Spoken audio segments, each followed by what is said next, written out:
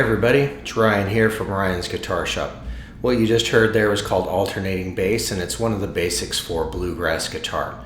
So today I want to break that down and show you how to do that and get you started. So if you're interested in adding some authentic bluegrass sound to your songs, we can do that with alternating bass.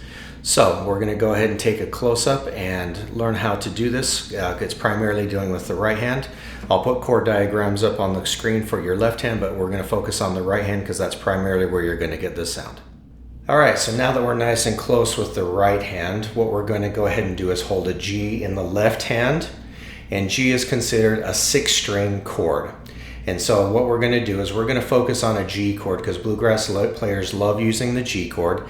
But this will apply for all 6-string chords. Now what we mean by that is anything that you would strum a 6 strings to normally, like G, E minor, G7, etc. Anything in the future that you'd strum 6 strings to, you would apply this pattern. So the pattern looks like this. So you see the number 6 with a quarter note strum, a number 5 with a quarter note strum. So that's one measure of music. It's all quarter notes, 1, 2, 3, 4. And so what we're trying to do is just pick the 6th string. That's what the 6 means. So it doesn't matter which chord we're holding. For now it's technically 6-3 because of a G chord, but it will change depending on your chord. But we don't really care what that actual note is. All we care about is we're holding a 6-string chord and we're playing a 6-string pattern. So we play a 6th string and then we strum, and we pick the 5th string and then we strum. Now there's a couple things you can do. You can pick the 6th string and re-strum all 6. Pick the 5th string and re-strum all 6. However, most people would agree that you pick the 6th string, strum 5, pick 5, and then strum 4. In other words, you pick and then you kind of follow through with your strum, or pick and then strum what's left. So the idea is we hold a solid G chord, and in this case we just practice that over and over again. This allows us to focus 100% on the right hand. You don't have to worry about anything else. Because at first this is going to be kind of tricky. You might end up hitting the 6th string twice, the 5th string twice, and those things are okay, but what we don't want to do is dive right into a song and try and do a bunch of this at once. Because there's technically 3 separate little patterns we have to do according to what chord we play, which we'll see here in just a minute. But for now, we're focusing on a single chord, and sometimes I'll tell my students I refer to this as the 1-chord method. We're just holding a single chord. And again, I could do E minor, even though you can't see it. But the right hand's going to do the same exact thing. So we might as well use something you feel comfortable with. It doesn't really matter. Again, G is good for bluegrass. But the idea is you're going to play that 6 strum, 5 strum over and over again.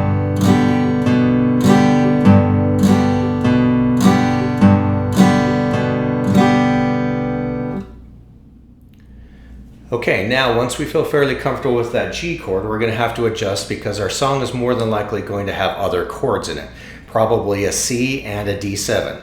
Now C is considered a 5-string chord, meaning we strum 5 strings with it, and so we have to adapt the pattern a little bit because the 6th string is not used for a C chord, so we have to adapt our alternating bass a little bit.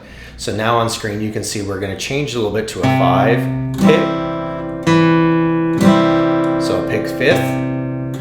Pick 4, and then again a strum in between. So 5, strum, 4, strum. So very similarly to the G chord, same process. We're just going to hold that C chord, do it over and over again.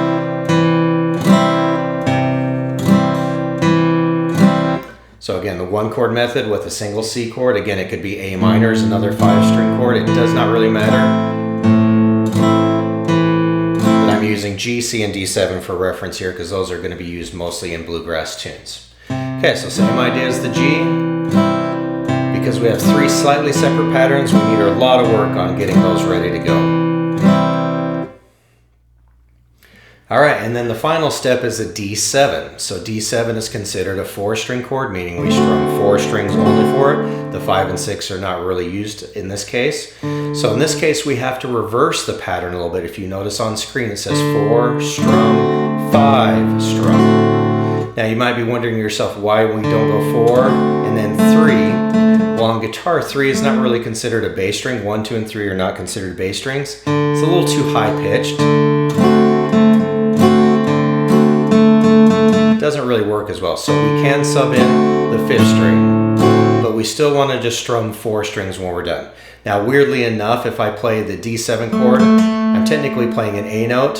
So if I were to pick the 3, that is an A note, but if I replace it, that's also an A note. So I'm just playing essentially a lower version.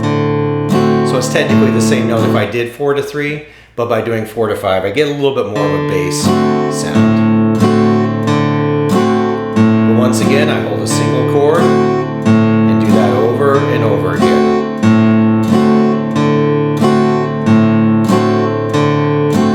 So at this point, for the very basics, we want to do a single chord one at a time, and we just want to get that right hand going before we worry about or try anything else.